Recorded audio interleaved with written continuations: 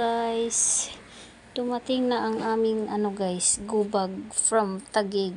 Ayan, from Taguig. Buksan natin kung ano ang nilalaman ng mahiwagang gubag. Char.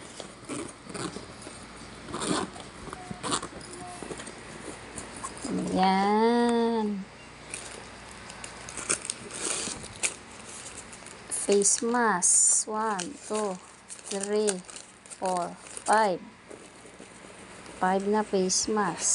Tsaka ito, flashlight, eye lamp pouch, and impression. Flashlight nga. Tapos ito, yung libro niya. Tapos itong maliit na pouch. Buksan natin kung ano ang laman. Ayan. Ayan, meron siyang dalawang ganito bandage, isang agua oxinada, isang alcohol, isang betadine, malaki yung betadine.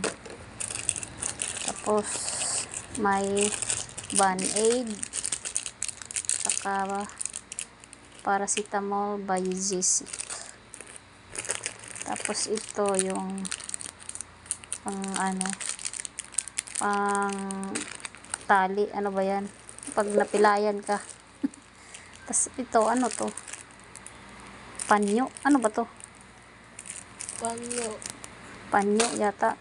Tapos ito tape, pag tapos yung kanilang whistle.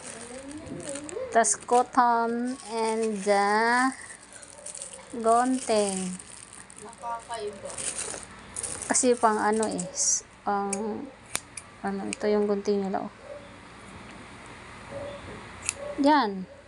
Yan ang laman ng go bag ng Taguig. Thank you.